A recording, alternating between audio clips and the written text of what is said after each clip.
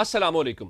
Programme तज्जिया के साथ मैं हूं उमर दराज गोंदल। अमरीका इसराइल ईरान जंग 10वें रोज में दाखिल हो चुकी है और अब उसमें एक अहम तब्दीली ये आई है कि गुज़श्ता रात हमने देखा कि ईरान ने नए सुप्रीम लीडर मुश्तबा खामनाई का ऐलान कर दिया है। ट्रंप अमेरिका के जो सदर हैं उन्होंने कहा था कि वो उन्हें नाकाबिल कबूल हैं, उसके बावजूद उनको मुकर्रर किया गया है। इसी तरह से इसराइल की धमकियों को भी खातिर में नहीं लाया गया। इस तयनाती से ईरान ने दुनिया को और बिलखुसूस मशरिक़ वस्ता को भी क्या पैगाम दिया है, एक तो अहम मामला ये है। दूसरा, ये जंग किस तरीके से आगे बढ़ेगी, खत्म कब होगी, क्या लाइन ऑफ एक्शन अमेरिका के पास क्या है, दुनिया सवाल कर रही है। लेकिन इस वक्त अमेरिकन एडमिनिस्ट्रेशन के पास कोई वाजे लाइन ऑफ एक्शन दिखाई नहीं दे रहा। कभी न्यूक्लियर थ्रेट की बात की जाती है, अब रिजीम चेंज से अमेरिकन इंतजामिया पीछे हट गई है, अब इवन तेल की बातें की जा रही हैं। और तेल से आलमी मंडी के अंदर जो इस ऑयल प्राइसेस हैं वो $115 फी बैरल तक पहुंच रही हैं। जबकि वॉल स्ट्रीट जर्नल का दावा यह है कि अगर स्ट्रेट ऑफ हुर्मुज़ बंद रहती है या वहां पर यह बंदिश होती है, $215 फी बैरल तक ये मामला जा सकता है। पाकिस्तान में ऑलरेडी 55 रुपए फी लीटर डीजल और पेट्रोल की कीमतें बढ़ाई गई हैं, जिसपे खासी तनकीद हो रही है। और तनकीद यह है कि इस वक्त जो आम आदमी है उस पर तो बोझ डाला गया है, लेकिन जो जहां पर बहुत अखराजात हैं, जो टैक्स पेयर की मनी से बहुत प्रोटोकॉल्स होते हैं, वहां पर कुर्बानी क्यों नहीं दी गई। और इसके बाद जो खासकर मशरिक़ वस्ता के ममालिक के दरमियान में कुछ राब्ते भी हुए हैं। कल फ्रांस के सदर ने ईरान के सदर के साथ बातचीत की है। अब इसके बीच में कोई विंडो मौजूद है जिसमें सफारतकारी काम आ सके, या फिर ये जो दुनिया के ऊपर आने वाले दिनों में असरात हैं ये आगे चलेंगे, और फिर क्या जो कमज़ोर मईशतें हैं या जो बड़ी मईशतें नहीं हैं क्या इसका बोझ बर्दाश्त कर पाएंगी। और फिर पाकिस्तान क्या आने वाले दिनों के लिए तैयार है कि अगर ये बहरान आगे बढ़ता है और ये जंग अभी किसी कंक्लूजन की तरफ नहीं जाती तो इसका पाकिस्तान की इकॉनमी के ऊपर या डोमेस्टिकली क्या रिएक्शन या चीज़ें हो सकती हैं, ये क्या मामला था, इसके ऊपर हमने बात करनी है। हमें ज्वाइन कर लिया जी, बड़ी अहम पोजीशंस के ऊपर सर्व किया खुरम दस्तगीर साहब ने, मुस्लिम लीग नून के सीनियर रहनुमा हैं। उनसे जरा आज के सारे पूरे सिनेरियो के ऊपर बात करते हैं। खुरम दस्तगीर साहब, आपके वक्त का बहुत शुक्रिया। एक तो ये बताइए कि आपकी क्या टेक है ये जो इसराइल और अमेरिका की वॉर है ईरान के ऊपर, ये जिस तरह से सोचा गया था उसी तरह से आगे बढ़ रही है, मिसकैलकुलेशन थी, या ईरान जो है वो जिस तरह से रिटेलिएट कर रहा है ये अनएक्सपेक्टेड था उनके लिए? जी, आपका बहुत शुक्रिया, आपने मुझे मदऊ किया। ये जंग जो है ये बिल्कुल गैर मुतवक्के सिमत में जा रही है, क्योंकि पहली जो दाव था अमेरिका का वो ये था कि अगर वो ईरान के जो सुप्रीम लीडर हैं शहीद अली खामनाई, उनको मंदिर से हटा देते हैं तो हुकूमत खुद ही गिर जाएगी और ज्यादा काम नहीं करना पड़ेगा। और दूसरा जो उनका ये ख्याल था कि जो उन्होंने वहाँ जो पर्शियन गल्फ में अपनी जो फोर्स इकट्ठी की, उन्होंने अपना जो एक एयरक्राफ्ट कैरियर वहां भिजवाया है, उसने कुछ फायरिंग भी की, तो उसके ख्याल में ईरान जो है वो आज खुद हथियार डाल देगा। तो एक तो ये सबसे बड़ी उनकी मिसकैलकुलेशन हुई, जिसका वो खमियाजा अब भुगत रहे हैं कि आज गालिबन 9वां दिन है कि वो अब इस जंग में शामिल हैं, और वो जंग किसी जगह खत्म होती हुई नजर नहीं आ रही। अगरचे उन्होंने नुकसान बहुत पहुंचाया है ईरान को, लेकिन ईरान ने भी नुकसान बहुत पहुंचाया है इसराइल को। और ईरान ने जो उनकी स्ट्रेटेजी थी, एक अलामती हमले किए अपने जो हमसाए हैं अरेबियन कंट्रीज जो हैं, यूएई को उन्होंने एक अलामती हमले किए, कतर में, बहरीन में, कुवैत में, ताकि उनकी जो इकोनॉमीज हैं उनको मफलूज कर दिया जाए, जिसमें वो कामयाब रहे हैं। तो लिहाजा इस वक्त जो है वो पूरे पर्शियन गल्फ की इकोनॉमी जो है वो पूरी तरह से मफलूज है, शिपिंग मफलूज है, एयरलाइंस भी ज्यादा हद तक मफलूज हैं, और इकोनॉमी जो है उसका बहुत बड़ा असर, चूंकि ये सारी जो गल्फ की रियासतें हैं ये पोस्ट ग्लोबलाइजेशन में इनकी तरक्की हुई है, यानी एसेंशियली हम कह सकते हैं कि 1989 के बाद इनकी तरक्की हुई है। तो ये पूरी तरह जो इंटरनेशनल इकोनॉमी है उसमें प्लग्ड इन है, तो उनकी जो रुकावट है उसकी बहुत बड़ी उनको कीमत देनी पड़ रही है। जबकि ईरान जो है वो दिहाइयों से इस इकोनॉमी से कटा हुआ है, तो उसकी कीमत जो है वो अपनी कीमत खून की सूरत में या तबाही की सूरत में अदा कर रहे हैं, لیکن اس کو اکنامک کاسٹ جو ہے وہ صرف اس چیز کی ہے کہ جو ان کا انفراسٹرکچر تباہ ہو رہا ہے، ان کا اوور آل جو ہے انٹرنیشنل اکانومی سے کوئی نقصان نہیں ہو رہا۔ آپ ٹھیک کہہ رہے ہیں، ظاہر ہے کہ ایران تو آلریڈی جو سینکشنز ہے ان کو دیکھ رہا تھا۔ میں آپ سے جاننا یہ چاہ رہا ہوں، جس طرح آپ نے کہا کہ ان ایکسپیکٹ یہ بڑھتی دکھائی دے رہی ہے، الٹیمیٹ گول آپ کو کچھ سمجھ آ رہا ہے کہ کیا امریکہ اچیو کیا کرنا چاہ رہا ہے؟ گو کہ کر تو وہ نیوکلیر تھریٹ کی بات کر رہے ہیں، آج بھی ٹرمپ نے ٹویٹ کیا اور کہا کہ نیوکلیر تھریٹ جب ختم ہو جائے گا تو تیل کی قیمتیں بھی نیچے آ جائیں گی۔ کبھی رجیم چینج کی بات کی جاتی ہے، کبھی جو امریکہ کے بہت سارے لوگ ہیں جس طرح لنڈسے گرہم نے بات کی ہے کہ ہم آئل پہ کنٹرول حاصل کریں گے۔ کیا اچیو کیا کرنا چاہ رہے ہیں؟ آئل چاہیے انہیں یہاں سے، انہیں رجیم چینج کرنا ہے، یا واقعی نیوکلیر ان کے لیے تھریٹ ہے؟ کیونکہ نیوکلیر کی بات کرتے ہیں تو پھر عراق یاد آ جاتا ہے۔ جی، ایک بہت موقر امریکی جریدہ ہے دی اٹلانٹک کے نام سے، انہوں نے پچھلے 2 جی دن میں ایک سٹڈی کی جس میں کہا کہ ابھی تک ایک نہیں 10 جواز پیش کر چکی ہے ٹرمپ انتظامیہ کہ ہم وہاں کیوں گئے ہیں، لیکن جو بنیادی جواز ہے ان کا یہ خیال تھا کہ وہ ایران میں اپنی مرضی کی حکومت لا کر اپنے جو ایک تو تیل کے اوپر جو کنٹرول ہے وہ ایک انڈائریکٹلی حاصل کریں گے، جس طرح انہوں نے وینیزویلا میں کیا ہے، وہ جو ڈیلسی ان کی جو وائس پریزیڈنٹ تھی جو پریزیڈنٹ بن گئی ہیں۔ ایک تو ان کا یہ مقصد تھا۔ جو نیوکلیئر کا مقصد تھا وہ سمجھنا مشکل ہے، کیونکہ جون میں جو امریکہ نے ایک بہت بڑا بم پھینکا تھا ایران کے اوپر، اس کے نتیجے میں خود صدر ٹرمپ نے یہ دعویٰ کیا تھا کہ ہم نے ایران کا نیوکلیئر پروگرام اوبلیٹریٹ کر دیا، اس کا مطلب ہے صفحہ ہستی سے مٹا دیا۔ جی لیکن انہوں نے وہ اگر صفحہ ہستی سے نہیں مٹا تو اس وقت غلط تھا یا اب غلط ہے، دونوں میں سے ایک بات غلط ہے۔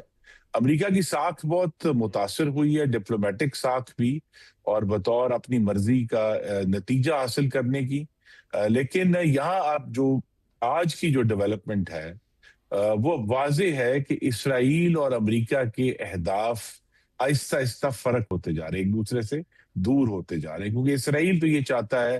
کہ ایران کو مکمل طور پر تباہی کر دیا جائے، یعنی وہ لٹرلی اوبلیٹریشن چاہتے ہیں ایران کی، کہ وہ جو اسلامک ریپبلک ہے جو پچھلے 50 سال سے ان کی مخالفت کر رہا ہے وہ اوبلیٹریٹ ہو جائے۔ امریکہ یہ نہیں چاہتا، امریکہ اوبلیٹریشن نہیں چاہتا، تو لہٰذا اب جو ہے دونوں کے درمیان فرق واضح طور پر نظر آنا شروع ہو گیا ہے۔ آپ نے جو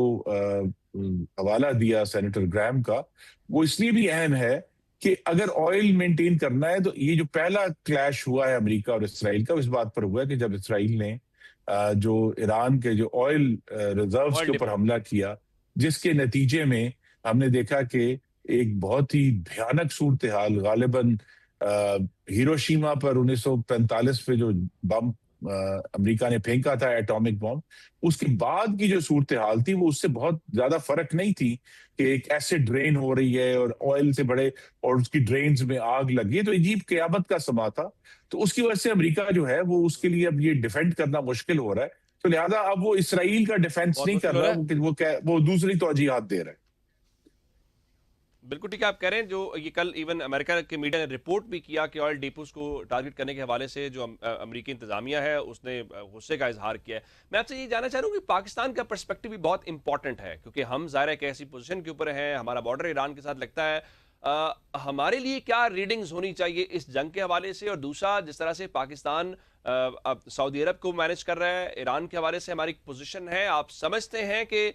جو ایک سینسیبل پوزیشن ہونی چاہیے تھی جہاں پہ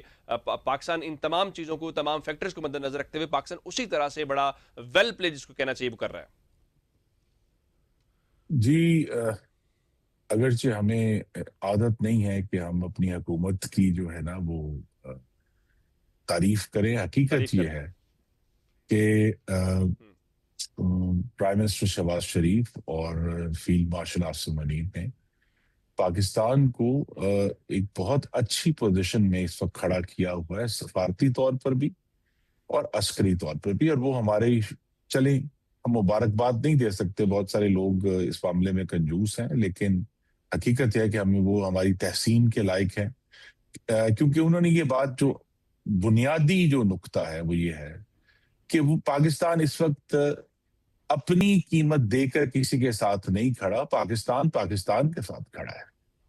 اور ہم نے ضرور الائنسز کر رہے ہیں، ہم نے سعودی عرب کے ساتھ گفتگو بھی کی، لیکن ہم نے اپنے آپ کو، انگریزی کا لفظ ہے، انٹینگل نہیں کیا اس جنگ میں، جو کہ بڑی اہم بات ہے، اور نہ ہی کریں گے۔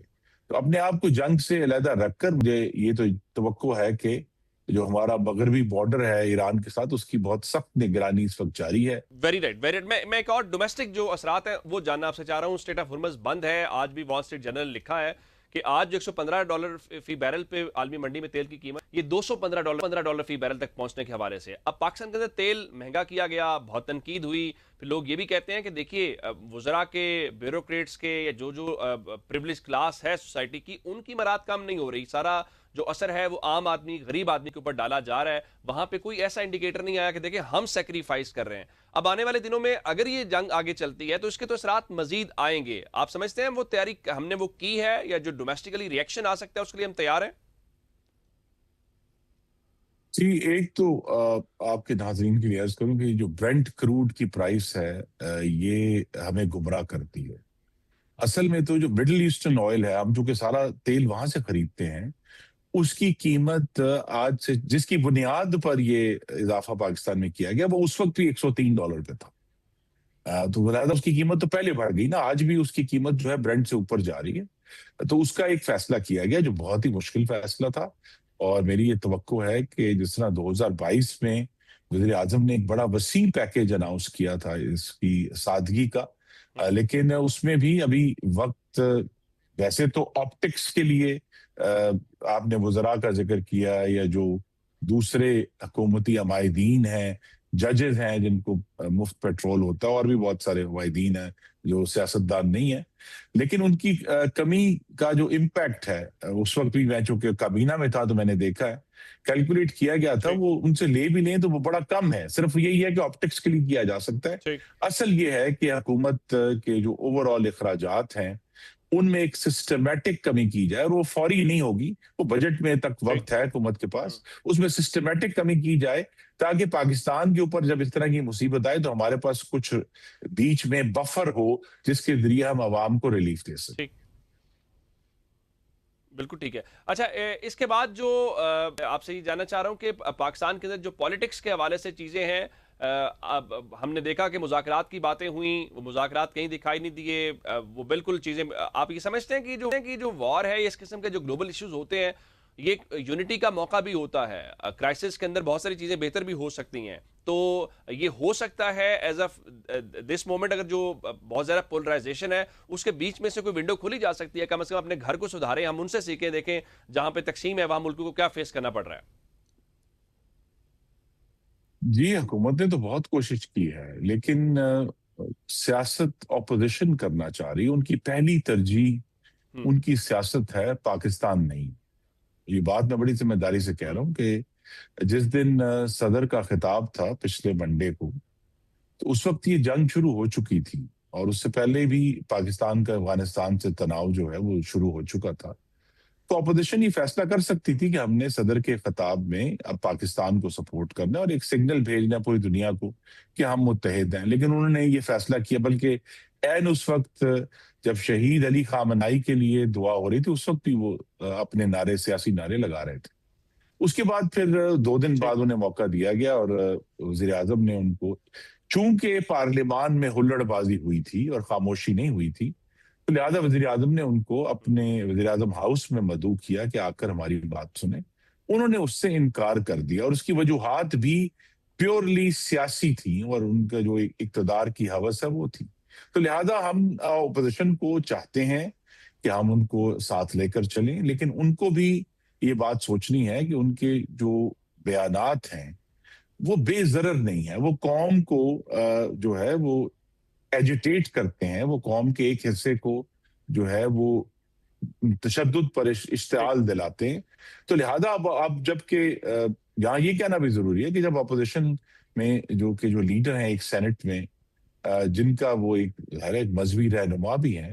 اگر ان کے ہوتے ہوئے سکردو میں اس طرح کا واقعہ ہوا ہے تو پھر ان کو بھی تو کچھ ذمہ داری لینی پڑے گی نا۔ یہ تو نہیں ہو سکتے آپ کہتے ہیں کہ میں نے تو بات کی تھی لیکن یہ ٹھیک نہیں ہوا۔ پاکستان کو آپ کہہ رہے ہیں کہ پرامن رکھنا دونوں جو اس وقت ہماری فریقین یا سب سے دونوں پہلی اطراف ڈیوٹی۔ ہیں ان کو، वेरी राइट, हुकूमत वेरी ने राइट। आप कह रहे हैं कि दोनों नहीं, हुकूमत ने इस दफा ज्यादा बेहतर कोशिश की है कि उनको बाकायदा दावत दी गई। दो वज़रा, अगर आपने देखा, दो वज़रा ऑपोजिशन के चेंबर में जाकर उन्होंने ऑपोजिशन लीडर्स दोनों को जी, सेनेट और राना कौमी असेंबली में सनाउल्लाह और दावत दी। तारिक फजल चोई साहब गए थे, आप बिल्कुल दुरुस्त कह रहे थे। लेकिन उन्होंने यहाँ इनकार पे कर दी। मुझे ब्रेक का बिल्कुल उन्होंने इनकार कर दिया। खुर्रम दस्तगीर साहब, आपने हमें वक्त दिया, आपका बहुत शुक्रिया। प्रोग्राम में वक्त हो गया जी ब्रेक का, ब्रेक के बाद आएंगे तो गुफ्तगू के सिलसिले को आगे बढ़ाएंगे।